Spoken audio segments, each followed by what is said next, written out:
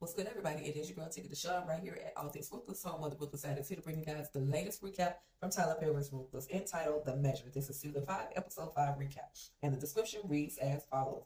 The highest holds a public trial to find and punish any traitors among the Rakadushi and River.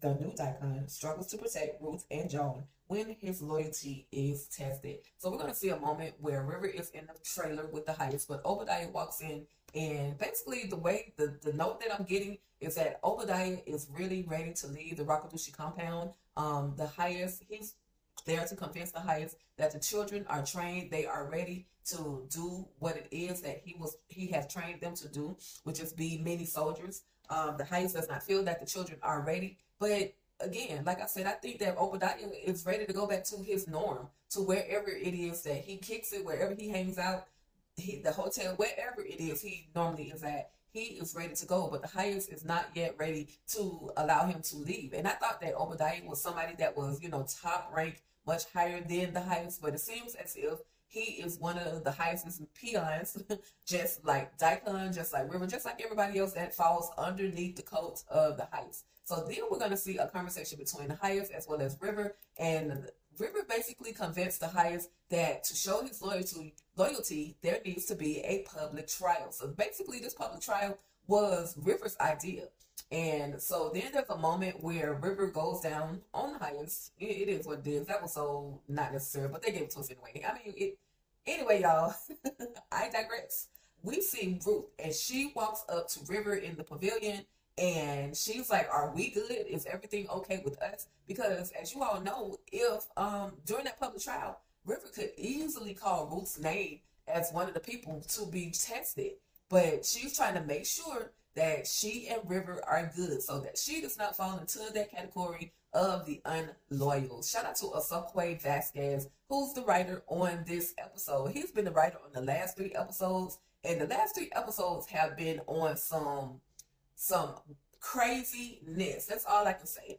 So make sure y'all are locked into the Ruthless Roundtable next week, because we're definitely going to have Mr. Vasquez come in and talk to us and get into his mindset as to what he was thinking when he created these, or when he wrote these last 3 episodes. So anyway, moving right along, we're going to see where Peter walks up to River, and he, confesses how, he loved him, and, he hurt him. Like, Peter, get out your feelings, bro. This ain't the time right now for none of this at all. But he, of course, River is old. Now you want to talk to me because I got this black suit on. Now you want to have a conversation with me. But like I said, Peter was over there confessing, these are my confessions, confessing his love towards River, just doing the most. Like, Peter, you better go run, hide, go tell somebody something to do other than mess around with River right now, because you could be on the chopping block. So anyway, we're going to see where Ruth, or Joan, is still laid up in the medical trailer. We're going to see Alex, and Alex is just talking to her and, giving her medicine and letting her know everything's going to be okay, and she doesn't have to worry about anything. And then the bells are ringing, you guys. There's bells ringing outside the Rakadushi compound, and that's where the public trial, that's where everybody knows to go and meet in the pavilion for the public trial. Well, Joan is aware of what that bell means. Like, she's been on the Rakadushi compound long enough to know what that bell means. And she's, Alex is just letting her know, hey, you're going to be safe. You don't have anything to worry about. I know about you and River's plan, so you don't have anything to worry about. You're going to be safe.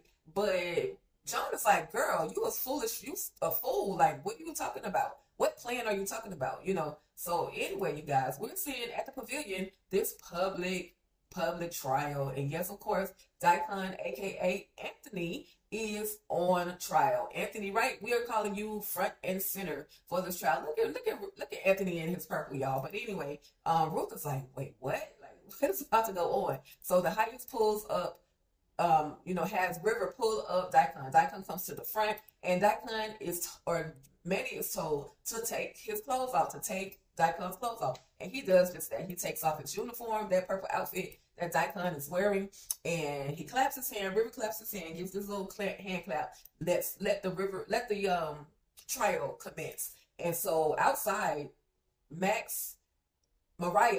name is Mariah and James, who is her partner, they're trying to figure out a way to tell how to get into the Rakadushi compound without getting into the Rakadushi compound. They think about something that they can fly overhead, and he reminds her, you can't do anything, about the no-fly zone. You don't want to interfere with the FBI in that situation. So she's thinking that he tells her the story about a children's movie that he and his child used to watch together, where the individual in that movie basically made themselves small enough to where they would be basically almost invisible. So then she has an idea, and we're going to see later on what that idea is going to be. So in this whole public trial, we're seeing where Daikon is being questioned, and he says, yes, I'm guilty, but not of, basically not of what you're saying. I'm guilty of allowing George and Lewis to get over on me. That's all I'm guilty of. And yes, the FBI called, but they did not get any information. There was no information that I gave to them. So that is the only thing that I'm guilty of, and this I will take my punish for. And so then we're going to see at the police office or the sheriff's department where Desiree is definitely trying to convince Andrew to talk. And he's like, I ain't saying nothing. But then in walks his little boy. Now, his little boy changed from the last season, or from the season 1. That's Keith. That's the version of Keith that they gave us. But, I'm a ruthless addict, so I know what, kids look like. I'm just saying. So anyway, he's like, Daddy, when are you coming home? Are you a bad guy? And are you going to help them? Like, he's trying to talk his daddy into helping. And then they take him away. They take the baby boy out of the room. And Andrew is like, okay, I'll talk. Because now he has seen his son. And then they're like, oh, well, he got to leave already. Yeah, they done put your baby boy out. So anyway, we're back at this public trial. We're going to see where Daikon has to choose his weapon of torture, or I wouldn't call it torture, his weapon of punishment. And that weapon is going to be a billy club, what they call them, a billy club, nightstick. So basically he has to walk through a crowd of people and they're basically going to punish him.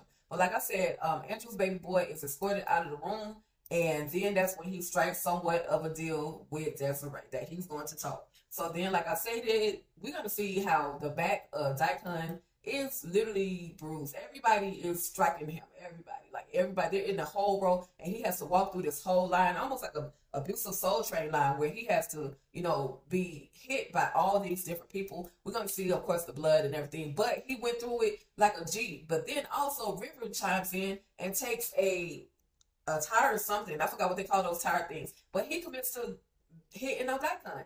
And Hayes is like, okay, wait, that's enough. Now, he has shown his loyalty. He has proven his loyalty. You can stop. And he stops. He has no choice because the Hayes told him to stop. So anyway, you guys, y'all see the abuse, like, whoa, that was crazy. So then the next person that is called is going to be Peter. And Peter's like, no, I'm innocent. I didn't do anything. I know I didn't escape, blah, blah, blah. Just straight up, like, lying. But the Hayes is like, take your punishment. So then River is basically telling him, I got you. Just do what I tell you to do. So he reaches into this little container and pulls out his choice of punishment, which is what they're going to fill water in. They're going to put water in, but it's going to be way bigger than that, y'all. So stay locked in. So then we're going to see where Andrew, again, he talks to Desiree, lets her know, hey, okay, I agree to do what you want me to do. So anyway, as you can see, he's being dipped multiple times. He's getting baptized, y'all. He's getting baptized by the holy water, not by the Father, the Son, and the holy water. That's all I can say.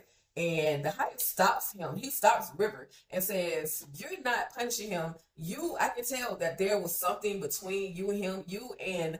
You and Peter have history. So I'm thinking that the Hayes is going to turn this whole thing on River at this moment. But he doesn't. He pushes Peter's head down and he holds it. And Ruth is just like, oh my God, what is about to go down? He's just holding this man's head. But he's going to live to fight another day, because when you look at him, he's still breathing. Then we're going to see a moment where Ruth is just like, oh my God, this is out of control. But the Hayes says, that I still don't trust you. And River has to choose basically who he's going to call next. And he calls Joan. He calls for the darn near lifeless body of Joan. Oh my God, betrayal. Anyway, we see Ruth, and Ruth is like, what? Like, what? What are you doing? But it's nothing Ruth can do. And then we're going to see Alexis. She's in there praying to the Raku, laying by the feet of Joan. But she's praying to the Raku, and Joan wakes up. And it's like the trial. Like, she knows what is really going on. And unfortunately, she is about to have to go to the trial. But this was right before Alex tells her that, girl, you safe, you don't have to go to the trial, you good. Next thing you know, Manny walks into the trailer, y'all, the medical trailer, and yep, Jones, you woke, she good and woke now. Yes, she has some medicine, but she is wide awake now, and she is carried out to this public trial. We're definitely going to see where Ruth is like, this is just out of control. She goes over to where the children are. She tries to talk to Ruby, aka Callie, and tells her that, you know, I'm your mommy. And Ruby is like, you're not my mommy. I don't have a mommy.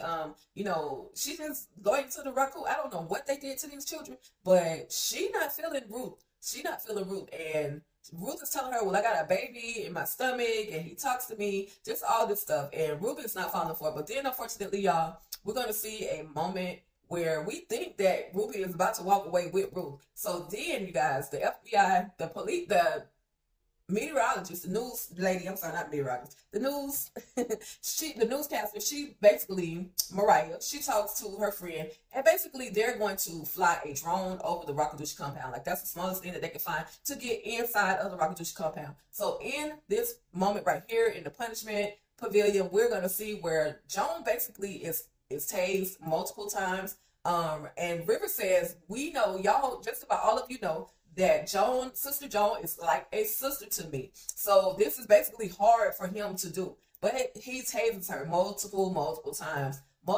And the Heights is like, if she survives this, she's definitely loyal to the Raku. But the Heights, you don't know everything just yet. So then, after that, y'all, he's telling, he's just telling her, look, I got you.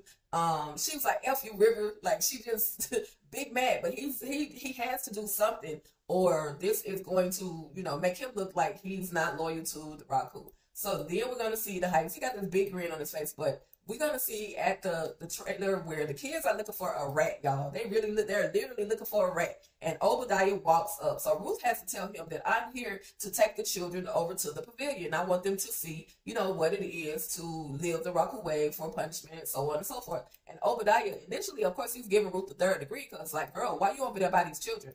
But she makes it look good. She makes it believable. And so they're going to be escorted over to where the pavilion is and where the public trial is going on.